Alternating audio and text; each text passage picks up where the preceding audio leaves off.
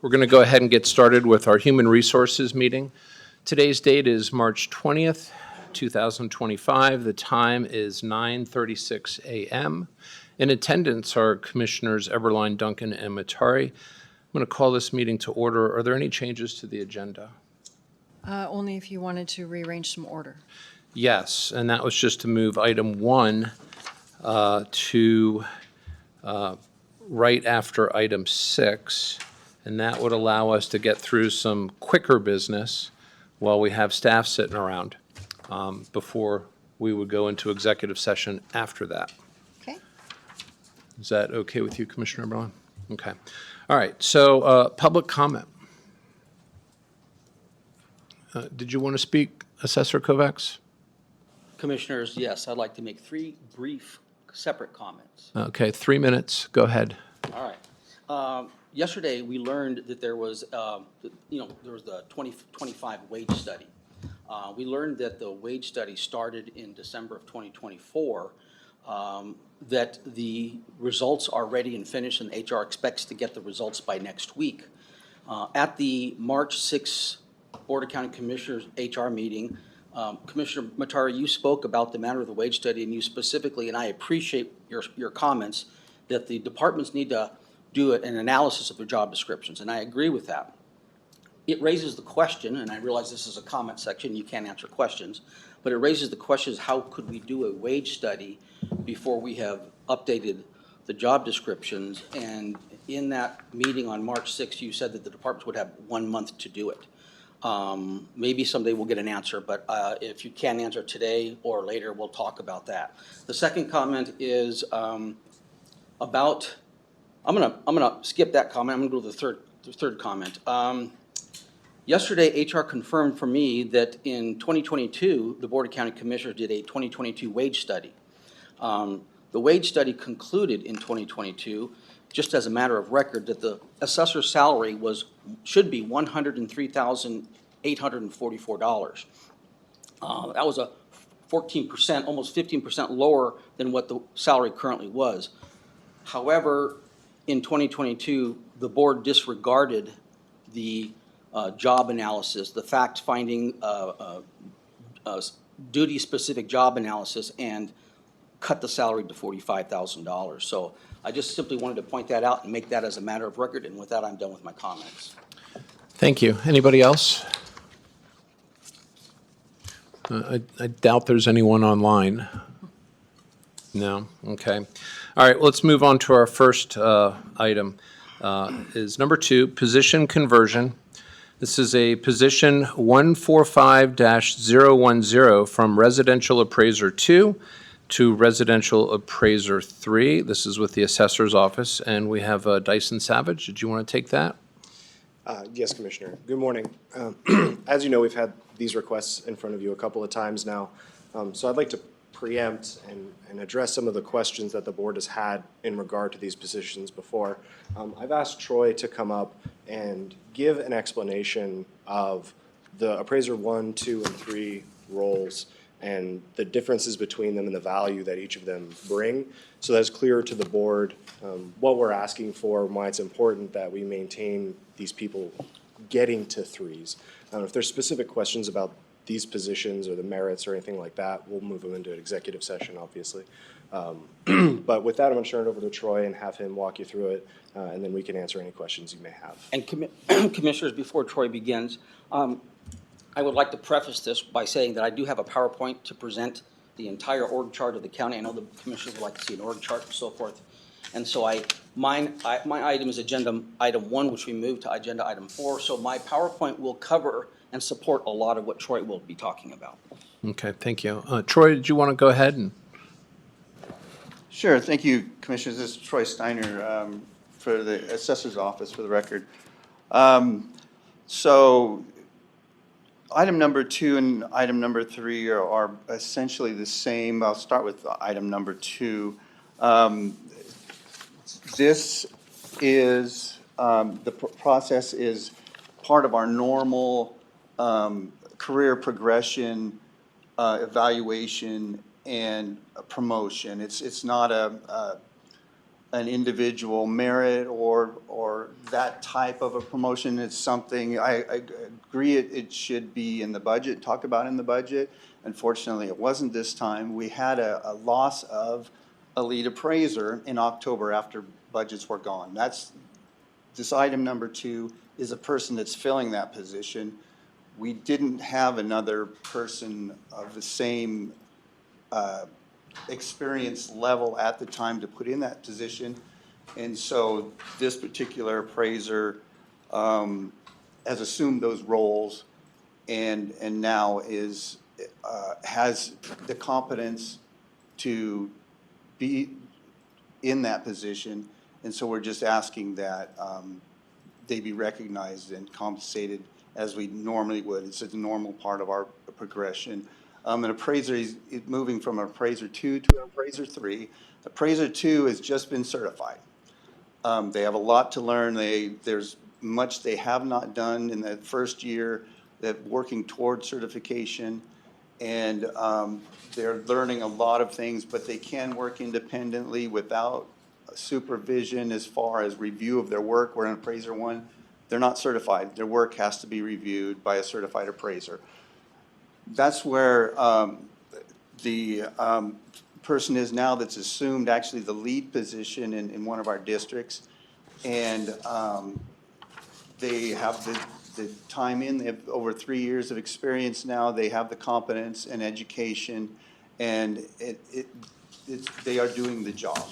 And appraiser 3 is someone that has at least 3 years of experience, has the competence, has touched on just about everything we do, although there's a lot they have not done in that short period of time because we're on a 5-year cycle. There's some things that they will not get to for once every 5 years. But they have that competence level that they can work independently and do all of those tasks with some level of competence. And that's the difference between a 2 and a 3. They've gained the experience through being there and the competence. These are all based on competence, the competence level. It's not necessarily a time level. It's when they get to that competence level, we need to, and the county's recognized that we need to have career progression and retain people, and this is all part of that discussion. It'll be the same case for the item number 3. At least the same time, more in position and carrying out similar duties. Without going into executive session, are there any questions about the difference in the roles and why we're here today? Any questions? My only question would be, you've been here a long time. Is there a certain amount of 1s, 2s, and 3s that is a good balance? That's a good question. My opinion and my experience, I've been in the county for 13 years. Ideally, there would be no one under an appraiser 3. That is the most bang for the dollar. That is the most competent people that can do the most work independently, and they accomplish more in a day than lesser people that have to rely on the upper, higher experienced people for guidance on new, more complex, different situations. Kootenai County is very diverse.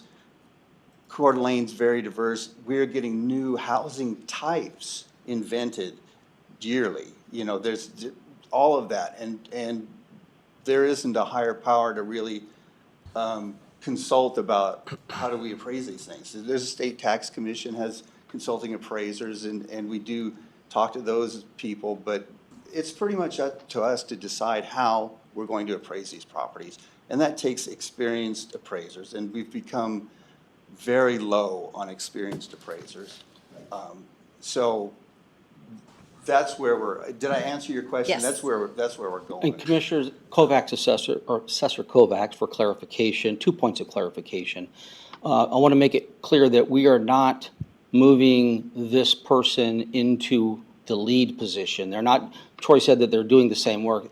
They're going to be comparatively, it's not an official lead position per se, so I just didn't want to have that misrepresentation.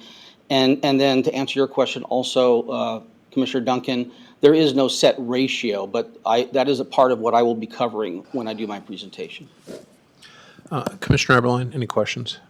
No? I just have two quick questions. The first one is, do you have well-defined criteria that must be met in order to go from a level 2 to a level 3? Yes. And do you always follow that criteria? Do you ever find yourself having arbitrary decisions at times saying, we'll overlook, they're at 2 years' experience, we'll overlook that, even though 3 years is a part of our requirement? Generally not, but because of the loss of personnel that we've had, it's possible that we have to move somebody up to fill a position that they're traditionally, they don't have all the time in. Luckily, we haven't had to do that. We've held on to our 3s and leads, but we have no 3s right now. We have leads and then this gap down to 2s, but we have a lot that are finally coming up to that point. Yeah. My question is really geared towards making sure that we have clearly defined criteria and that we are following that criteria so that we are applying our policy consistent throughout the department. I just want to make sure we're doing that. I do have that information here if you'd like spelled out. I mean, I don't think there's time to look at it, but, I'm going to I ask Troy to trust your. filter that through me. I'll present that to the board. Question. How many people do you have as 3s that are working right now? None. Well, that needs to be clarified, Commissioners, because if you read the job descriptions, and Commissioner Baylor? Matari, it needs to be clarified. I'm talking to him. I understand, but he is part of my division, my Yes. assessor's office, so I need to clarify that so that it's not misrepresented. And a lead appraiser is an appraiser 3. If you read the job Okay. descriptions, and if you look at the criteria, they are 3s. They just Thank you. have the additional capacity of leading. Any other questions? Nope. Commissioner Duncan? No more questions? Okay, well, we're on item 2. If there's no additional questions, I'll take a motion. I move that we approve the position conversion for position number 145-010 from residential appraiser 2 to residential appraiser 3. Second. Commissioner Eberline, Aye. Commissioner Duncan, Aye. Chair Matari. Aye, motion carries. On to item number 3, position conversion. Position 145-009 from residential appraiser 2 to residential appraiser 3. I would assume we don't have any questions because this is the exact same situation.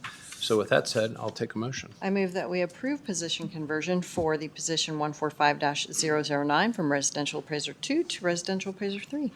Second. Commissioner Eberline, Aye. Commissioner Duncan, Aye. Chair Matari. Aye, motion carries. Next up is item 4. This is an initial classification evaluation for a property specialist at the jail with Human Resources, and we have Lexi.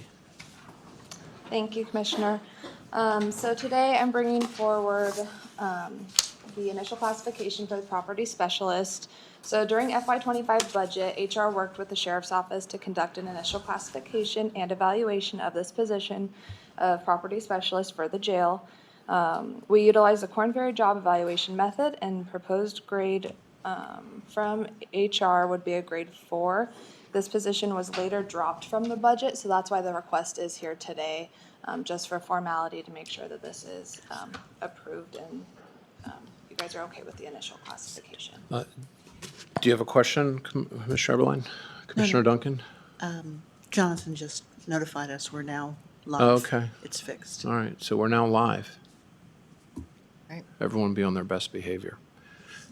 Okay. Do we have any questions on this particular item? I guess my only question is, did you guys remove it or did the BOCC remove it? Do you remember? We removed it as Okay. part of last year's budget. Okay, perfect. So yeah, I see that this is beneficial for that organization. Okay. Then I'll take a motion. I move that we approve the initial classification evaluation for the property specialist with our jail division. Second. Commissioner Eberline, Aye. Commissioner Duncan, Aye. Chair Matari. Aye, motion carries. Next up, item 5. This is a position conversion a vacant purchasing agent, position number 208-008, to new jail property specialist with the sheriff's office. And I have Marcia Hegley on here. Is she on the line, or? She's on the line, but Commissioners, I'm going to handle this. Captain Jeremy Howe for the record. Okay. So last year, our jail purchasing agent left the agency, and as we're re-looking at job duties, they were doing many of the same job duties that the new position, the HR that you guys just approved, we were planning on having them do, and then there are other jobs in the sheriff's office that can absorb the remainder of their duties. So I'm here to ask if you will let us convert the purchasing agent position into the newly formed evidence and property specialist position. And for this year, it will be a total of $243 extra, and then $451 extra next year from what the current position is. Questions? It just shows that you are being projected as a budget A, that you're going to be over in your A budget. Yeah. If you stay on that line. So is that still due to a lot of vacancies? Yes, ma'am. Okay. Which we're working on as well. Okay. Any other questions? No? I'll take a motion. I move that we approve the position conversion of the vacant purchasing agent position 208-008 to the new jail property specialist. Second. Commissioner Eberline, Aye. Commissioner Duncan, Aye. Chair Matari. Aye, motion carries. Next up is the initial classification evaluation for FY26. This is a new position request with the sheriff's office, and I have Marcia. Is she going to be talking about that, or? I'm going to be handling that. Lieutenant Jeff Howard, for the record.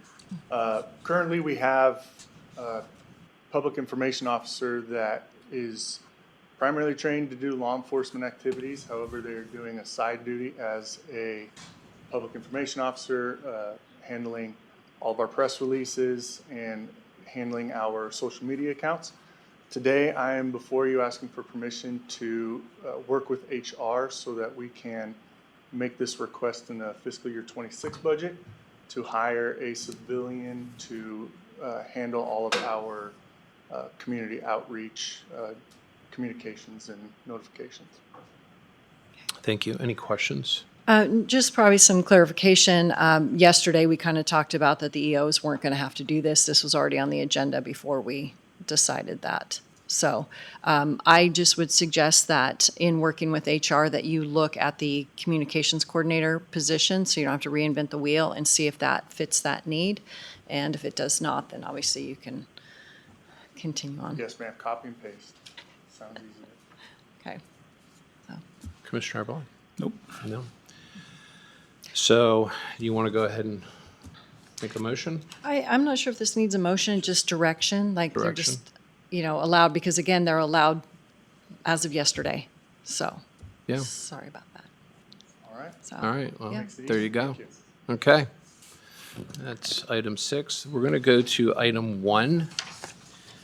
This is back pay for Commercial Appraiser 2, position 060-001, dating from FY 2024, pay period 18 through January 25, 2025. And I have Assessor Kovacs here. Commissioners, Assessor Kovacs, thank you. This is a rescheduling, as were the other two items that we addressed from prior meetings with the commissioner in HR. Because the commissioners had previously asked for a org chart and information, I've prepared a PowerPoint to go over that information, to give a little bit of history, the ratios. You've asked repeatedly, Commissioner Duncan, about ratios, the number of level 2 versus level 1 versus level 3s. I'll address that, certifications and so forth, as well as the changes to our organization. But as a preface and as a lead-in, I just would like to ask specifically, Commissioner Matari, as the chair, have you read the assessor's 5-year plan? I have not gone through your documents. Okay, and quite often because they are overwhelming at times, so. Were you aware that we have a 5-year plan? And at any time, I'd be happy to sit down with you and we could go over individual things and you can discuss that for me. But it's not been brought to my attention to go over the assessor's 5-year plan. Well, the assessor's 5-year plan is not anything that I dreamt up. It's something that's required by statute. Every county in the state of Idaho does it. It's very involved. Every county follows a template. I'm sorry, that's not on the agenda. We're talking about back pay for Commercial Appraiser 2. I understand, So- it's part of my presentation. Well, So anyway, I just want to say, the 5-year, you've asked repeatedly for metrics and data and information. You have a world of information there. It'll answer many and all of your questions, and we can certainly go over it, and I would like to invite you to do that. So that's done with that. I wanted to go over the presentation now, if I may. The dates in here are wrong because this was prepared for a previous meeting that we had to then reschedule. So I'll just scroll through it. I'm going to recount some of the things that were discussed in the agenda. The documents, oh, before I do that, Commissioners, I'm sorry, let me go back to this policy. What we had presented in February 6th and on March 6th, it was all in compliance with the expenditure policy, which is the budget that we get from the Board of County Commissioners. There was a budget meeting in 2023 wherein we had a change, a personnel change, and I believe it was this board. We were informed by the board that as long as we have salary savings, we have surplus funds, we can go ahead and proceed to make those changes, and we don't need approval by the board. That's what was said back then. I can find the date and the time of the video, but we're trying to do very much what we can to follow and abide by your policy. That's what was presented in Assessor Kovacs. February 6th and March 6th. Look, I don't have any problem with you making a presentation, but with making all these claims and then putting us in a position where, we either don't recall such a claim, you don't have the actual, here it is when this happened, to support it, is just becoming a he says, I can she call that. says. Yesterday, we had the same issue. I think if you revisited some of these things, so let's just kind of get to what you want to talk about with respect to your department and not pointing out something that has to do with the board. Okay, we're here to make a decision on an item that's related to your department, not the board. So on January 16th at a HR meeting, we presented essentially the same thing that was presented today, but for a different position. It was a promotion. An appraiser had earned their certification. They went from an assessor 1 to an appraiser 1 to an appraiser 2 in the commercial division. That didn't happen when it should have happened back in July of 2024. And so it was done in January of 2025. It should have included back pay, but it didn't. Well, there was no request for that, by the way. And I revisited that meeting. Oh, you're I right. watched the video. It was not requested. You were absolutely right. It was not requested, but it should have been. And that's on our department. Okay. And so, this agenda item is to include that. And it's back pay. You have a projection there in front of you to cover the back pay for that one position from, I don't have the date in front of me, but July of 2024 up to the present time. Okay.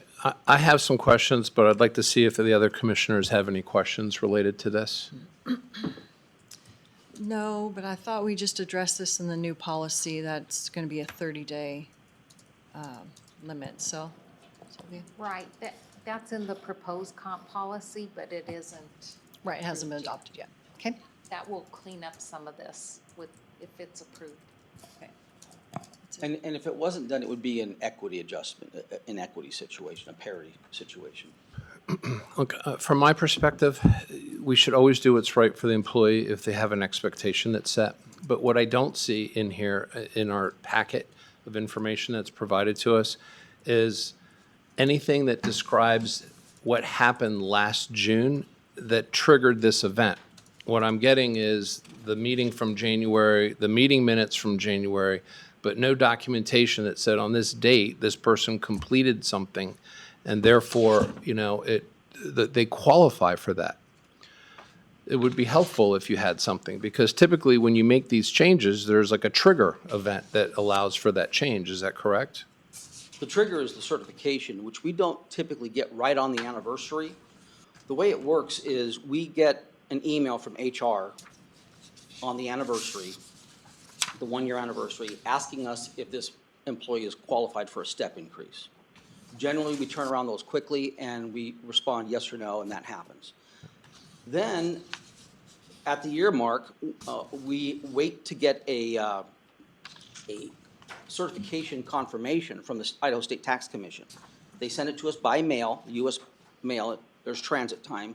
We typically get it a week or two after the anniversary date, or within a month following the anniversary date.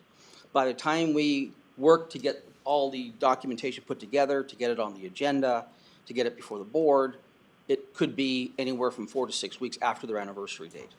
And at that point in time, with that documentation that we get from the tax commission, it confirms that they have been certified. That's the triggering event that you're talking about. And I don't know historically if we've ever given you copies of that certification document. Well- If that's your request, we could do that. Well, that's all, this obviously slipped through the cracks. There was an error somehow, somewhere, that occurred. And so you're asking for a significant amount of back pay. And I think that's just reasonable to say, hey, here's the date of when here's the trigger of when that happened. Typically, if you're doing it within a very timely fashion, you can say this just happened and we can make the adjustment. But you're coming back and saying, hey, we want basically, 6 months? 7 months. 7 months of back pay for this. And Historically, the way it's worked is the employee that gets the certification kind of watches it, and then they've prompted their manager, and then they go to our administrative manager. That didn't happen. But when they did become aware of it, and I believe that this is something that we administratively should be monitoring and watching, that it shouldn't be driven by the employee, it should be driven by us. I agree with you, Commissioner Matari, that we need to incorporate this as best as we can into our annual budget, because we know that 1 year from their anniversary, they're going to be certified. We should be planning for those things. So I think we're in sync in terms of where we want to go with this. And it shouldn't be driven by an employee wanting it. We know it's going to happen. But what happens sometimes, and this is what Troy was talking about earlier, is we'll have a mid-year change that we don't know it's going to happen, and we don't control it. And when the employee leaves or resigns or retires, we need to work to fill it. And we do the best that we can with the people that we have in place. Sometimes they have the competency and they're ready, Okay, sometimes I not. feel like this is kind of going away from that. What was the date that this person started doing the duties of a level 2? It was in July, mid-July. So they started I don't doing have a date this, specific, but it was a rough, I believe it was the 17th of July. when so they got- July, they started performing work as a 2, knowing that they didn't have a position conversion and knowing all of that stuff. So they worked for 7 months until they brought it to your attention? Actually, Commissioners, I was walking by, and the failure to ask for back pay is on me directly at the time. It was kind of happenstance. We've been onboarding a new commercial manager throughout this, and this is kind of that handoff was where that oversight occurred. But I was walking by and I saw the employee, and it triggered in the back of my head, are you, I don't remember us going and asking for a conversion for you, which prompted me to go and ask, and then I found out that we hadn't, and moved to rectify that situation. But it was kind of happenstance that it just sparked something for me. Thank you. Thank you. Okay, so you didn't convert the position. You have the documents that suggest this person is met the criteria for a level 2 commercial appraiser. So I think the only question before the board here is, do you want to proceed and approve this, or would you like to at least see the documentation going back to July, and then we can most likely approve it? Because if the employee is entitled to this, then I think we should, make sure that we meet that expectation. Shelley Amos for the record. That date would have been 7/28 of '24. Okay.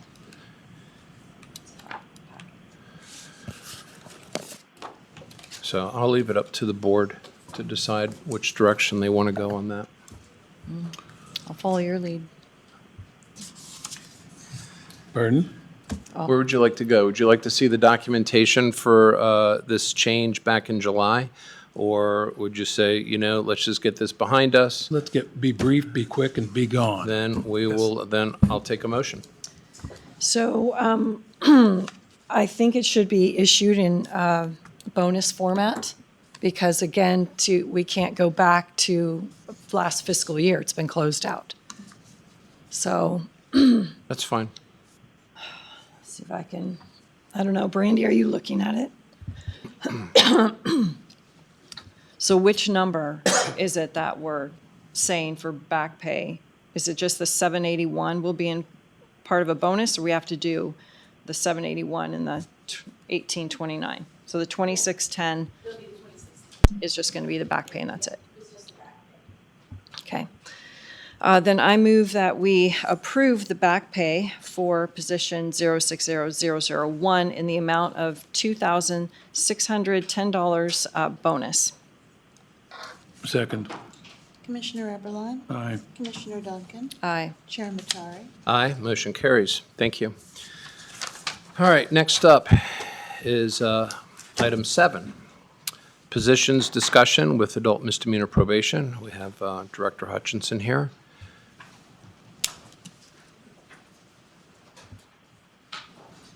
And just let us know if you want to go into an executive. Yes, we could go into executive session and have the commission and HR stay.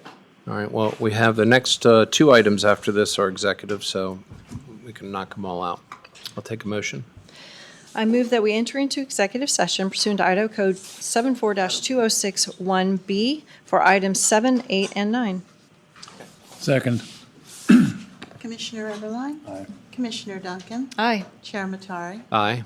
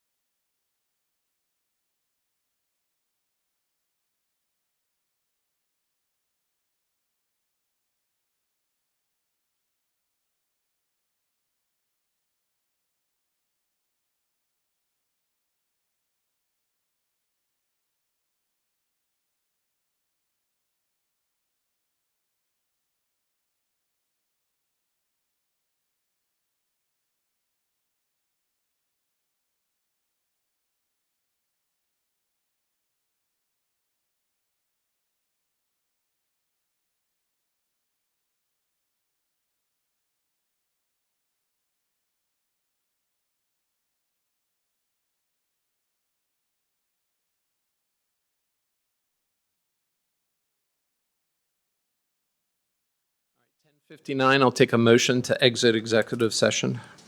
I move we exit executive session. Item 7, we open the position internally. Item 8, staff to proceed as discussed, and item 9, staff to proceed as discussed. Second. Commissioner Eberline, Aye. Commissioner Duncan, Aye. Chair Matari. Aye. And next up is public comment. Would anyone like to speak?